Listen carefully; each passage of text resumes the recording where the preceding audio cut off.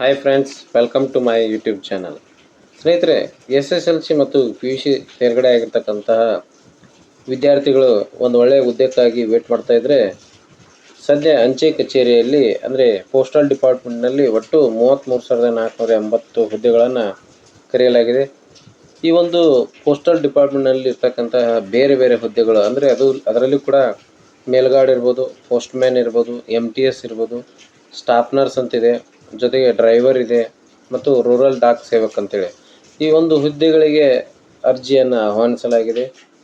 ಈ ಒಂದು ಹುದ್ದೆಗೆ ಇರಬೇಕಾದಂಥ ವಯೋಮಿತಿ ಏನು, ಅರ್ಹತೆಗಳು ಏನಿರಬೇಕು, ಜೊತೆಗೆ ಯಾವುದಾದ್ರೂ ಫೀ ಇದೆಯಾ, ಎಲ್ಲ ಮಾಹಿತಿಯನ್ನು ನೀವು ಈ ಒಂದು ವಿಡಿಯೋದ ಮೂಲಕ ನೀವು ತಿಳ್ಕೊಬೋದು. ಸ್ನೇಹಿತರೆ, ನೀವು ಈ ಒಂದು ಚಾನಲನ್ನು ಫಸ್ಟ್ ಟೈಮ್ ನೋಡ್ತಿದ್ರೆ ದಯವಿಟ್ಟು ಸಬ್ಸ್ಕ್ರೈಬ್ ಮಾಡಿ, ಜೊತೆಗೆ ಪಕ್ಕದಲ್ಲಿರ್ತಕ್ಕಂತಹ ಬೆಲ್ ಬಟನನ್ನು ಪ್ರೆಸ್ ಮಾಡೋದ್ರ ಮೂಲಕ ಹೊಸದಾಗಿ ಪೋಸ್ಟ್ ಮಾಡುವಂಥ ಎಲ್ಲ ವಿಡಿಯೋಗಳನ್ನು ನೀವು ನೋಡಬಹುದು ಅಂತ ಹೇಳ್ತಾ, ಸ್ನೇಹಿತರೆ, ಪೋಸ್ಟಲ್ ಡಿಪಾರ್ಟ್ಮೆಂಟ್ನಲ್ಲಿ ಒಟ್ಟು 33,480 ಹುದ್ದೆಗಳು ಖಾಲಿವೆ. ಈ ಒಂದು ಹುದ್ದೆಗಳನ್ನು ನಾವು ಬೇರೆ ಬೇರೆಯಾಗಿ ಎಷ್ಟೆಷ್ಟು ಹುದ್ದೆಗಳು ಖಾಲಿ ಇದೆ ಎನ್ನುವುದನ್ನು ನೋಡೋದಾದರೆ, ಸ್ನೇಹಿತರೆ, MTS ಹುದ್ದೆಗಳು 1,214 ಹುದ್ದೆಗಳು ಖಾಲಿ ಇವೆ.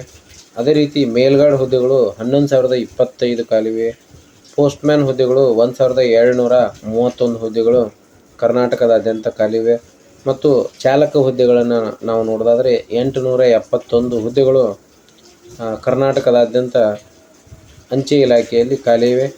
ಸ್ನೇಹಿತರೆ, ಈ ಎಲ್ಲ ಹುದ್ದೆಗಳಿಗೆ ಅರ್ಹತೆಯನ್ನು ಹೊಂದಿರತಕ್ಕಂಥ ಮತ್ತು ಆಸಕ್ತಿ ಇರುವಂಥ ಅಭ್ಯರ್ಥಿಗಳು ಅರ್ಜಿಯನ್ನು ಸಲ್ಲಿಸಬಹುದು.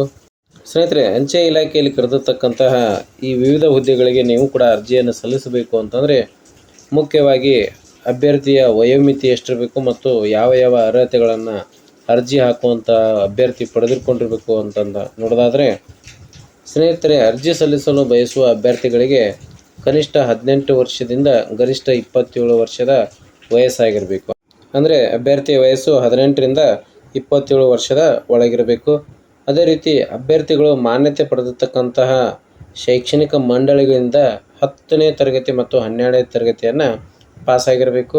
ಸ್ನೇಹಿತರೆ, ಈ ಒಂದು ಹುದ್ದೆಗೆ ಅರ್ಜಿಯನ್ನು ಸಲ್ಲಿಸಬೇಕು ಅಂತಂದರೆ ಯಾವುದೇ ಕ್ರಿಮಿನಲ್ ಆ್ಯಕ್ಟಿವಿಟಿಯಲ್ಲಿ ಪಾಲ್ಗೊಂಡಿರಬಾರ್ದು.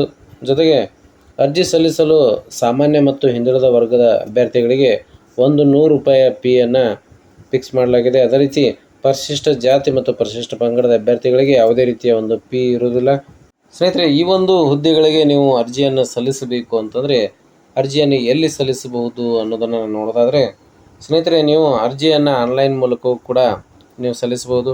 ಇಂಡಿಯಾ ಪೋಸ್ಟ್ ವೆಬ್ಸೈಟ್ ಇದೆ, ಒಂದು ಅಧಿಕೃತವಾಗಿರ್ತಕ್ಕಂಥ ವೆಬ್ಸೈಟು. ಆ ಒಂದು ವೆಬ್ಸೈಟಿಗೆ ನೀವು ಹೋಗೋದ್ರ ಮೂಲಕ ಈ ಎಲ್ಲ ಹುದ್ದೆಗಳಿಗೆ ಅರ್ಜಿಯನ್ನು ಸಲ್ಲಿಸಬಹುದು.